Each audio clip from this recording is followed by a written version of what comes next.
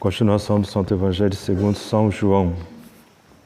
Naquele tempo, chegada já a tarde daquele dia, que era o primeiro dia da semana, e estando fechadas as portas do lugar onde se achavam reunidos os discípulos com medo dos judeus, veio Jesus e, pondo-se no meio deles, disse-lhes: "A paz seja convosco." E dizendo isto, mostrou-lhes as mãos e o lado. Alegraram-se muito os discípulos, vendo o Senhor. Disse Jesus outra vez: "A paz seja convosco. Assim como meu Pai me enviou, assim também eu vos envio." Ditas estas palavras, soprou sobre eles, dizendo-lhes: "Recebei o Espírito Santo. Àqueles a quem perdoardes os pecados, ser-lhes-ão perdoados, e àqueles a quem os retiverdes, ser-lhes-ão retidos." Ora, Tomé, um dos 12, chamado Dídimo, não estava com eles quando veio Jesus. Disseram-lhe, pois, os outros discípulos: "Vimos o Senhor." Ele, porém, lhes disse: "Se eu não vir em suas mãos o sinal dos cravos, se não meter o meu dedo no lugar dos cravos, e se não meter minha mão em seu lado, não acreditarei." 8 dias depois estavam os discípulos de Jesus outra vez no mesmo lugar e Tomé com eles. Veio Jesus, estando fechadas as portas, e pondo-se no meio deles, disse: "A paz seja convosco." Depois disse a Tomé: "Mete aqui o teu dedo e vê as minhas mãos. Chega também a tua mão e mete em meu lado, e não sejas incrédulo, mas fiel." Respondeu Tomé e disse-lhe: "Meu Senhor e meu Deus." Disse-lhe Jesus: "Tu creste, ó Tomé, porque me viste. Bem-aventurados os que não viram e todavia creram." Jesus fez ainda em presença dos discípulos muitos outros milagres que não foram escritos neste livro.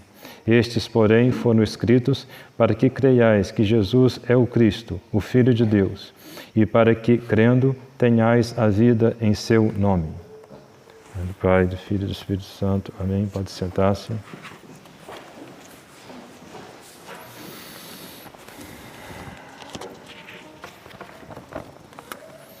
Beati qui non viderunt et crediderunt.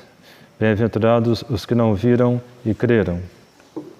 Caríssimos irmãos, caríssimas irmãs, caríssimos fiéis, Nosso Senhor se lamenta da incredulidade de São Tomé, porque ele quis saber da realidade da ressurreição através de um conhecimento experimental e não através da autoridade de Nosso Senhor e do testemunho dos outros apóstolos. Com efeito, a fé é uma virtude pela qual nós temos a certeza da realidade das verdades reveladas por Deus. Mas essa certeza está fundada na veracidade do testemunho divino e não na constatação que possamos fazer pela experiência. Acreditamos porque Deus não pode mentir nem se enganar. Se Ele falou, não podemos duvidar. E entre as verdades reveladas por Deus, aquela que é chamada propriamente o mistério da fé, é o mistério da Santíssima Eucaristia. Por isso, na Santa Missa, no momento da consagração do vinho, o mistério da transubstanciação é nomeado como sendo o mistério da fé, por excelência. E se não temos uma fé firme nesse mistério, ouçamos o que o padre Matthew Crowley fala sobre esse tema.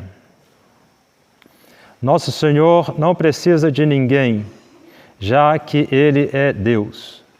No entanto, parece que o homem-Deus criou para si como que uma necessidade da nossa companhia e que não pode ficar sem nós.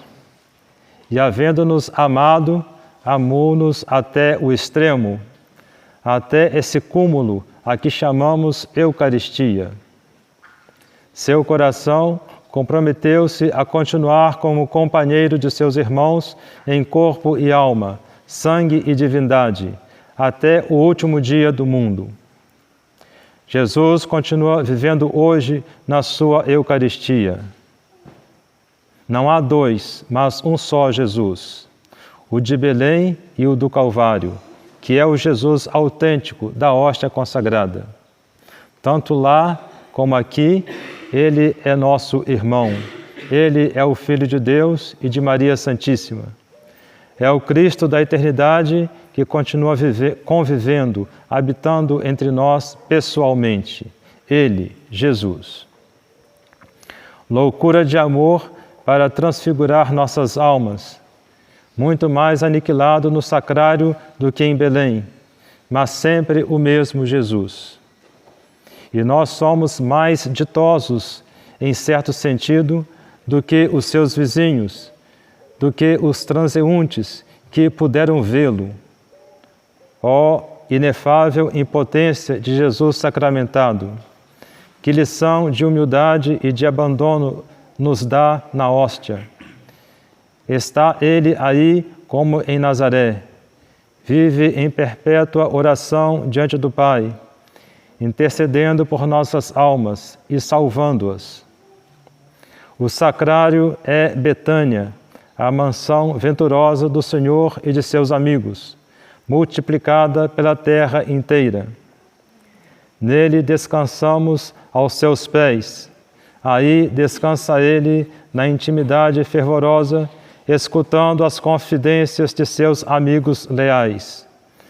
Aí, como em Betânia, há expansões e lágrimas de paz e consolos que não se conhecem em outra parte. É que o coração do Mestre está realmente aí. Aí está o seu coração.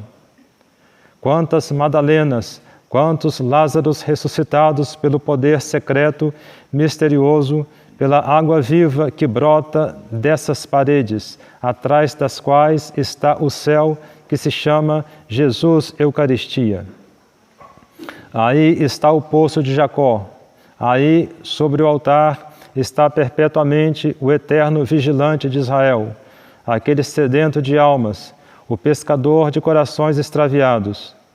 Aí está o mesmo que disse um dia a uma mulher pecadora: dá-me de beber, tenho sede. Até as bordas desse poço chegaram, consciente ou inconscientemente, como a samaritana, caravanas incontáveis de almas, que vinham com febre nos lábios, com anseio de felicidade, com sede de paz no coração. E encontraram o mesmo Senhor que oferecera à samaritana a água viva que jorra para a vida eterna. Beberam e não tiveram mais sede aqui na terra. Ah, mas em compensação, abrasaram-se de outra sede insaciável, a de amá-lo, a Ele, o amor dos amores. O sacrário perpetua não só as horas de sol e de vitória do Nazareno divino, mas também as suas horas sombrias, aquelas em que se desencadeiam como cães raivosos os poderes das trevas. Assim o sacrário continua a ser, infelizmente, o cárcere da Quinta-feira Santa, onde o Senhor, entregue aos escárnios dos soldados, sofreu todos os vexames, todos os maus tratos inauditos de que é capaz a soldadesca excitada pela paixão e pelo vinho. Todo esse cúmulo de crueldades e afrontas injuriosas infligidas ao nosso Rei na Quinta-feira Santa não são nem sequer um só espinho se os confrontarmos à coroa horrenda de profanações, sacrilégios, solidão, abandono, traições e ódio com que ele é coroado diariamente há 20 séculos na sua vida e prisão sacramental.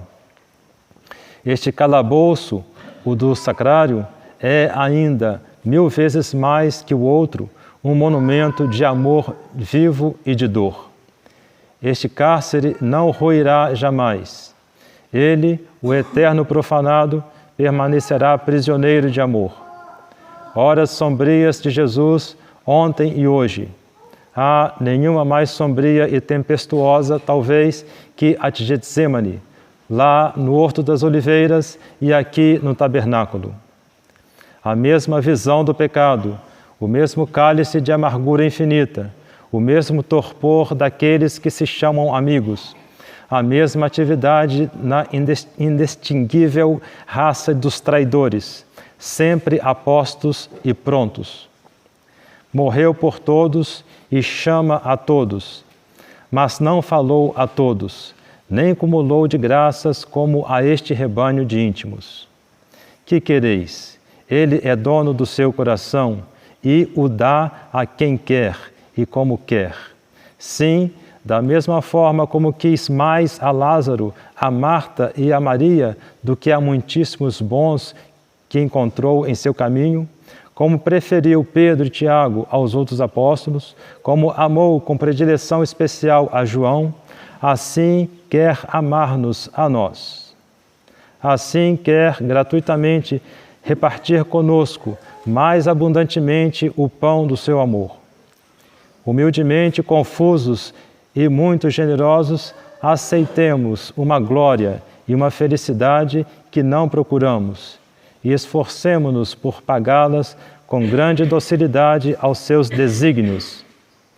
Em maior intimidade, aceitemos as suas confidências, desejos, pedidos, que possamos repetir sempre diante do tabernáculo: encontrei o coração do Rei, do irmão, do amigo, em vosso coração, ó Jesus. Até aqui o Padre Mateu. Lembremos-nos então da oração ensinada pelo anjo de Portugal às crianças de Fátima. Nela oferecemos Jesus sacramentado à Santíssima Trindade, em reparação dos ultrajes, sacrilégios e indiferenças com que ele é ofendido. Quando o tivermos no coração, após comungarmos, façamos-lhe companhia, dando-lhe toda a nossa atenção. Não façamos uma ação de graças muito curta para depois irmos conversar com as criaturas, enquanto nosso Criador e Salvador ainda está em nós. Façamos-lhe companhia, retribuindo o seu amor por nós com o nosso amor por ele. Que o momento da ação de graças não seja um momento que queremos que acabe logo para irmos fazer outra coisa. Pensemos bem nisso e tomemos agora uma resolução bem firme de fazermos ao menos 15 minutos de ação de graças após havermos comungado. E que nessa ação de graças coloquemos toda a nossa atenção, afeto e força de vontade de agradar a Nosso Senhor em tudo. Peçamos a Nossa Senhora a graça de colocarmos em prática essa resolução. Pai, do Filho e do Espírito Santo. Amém.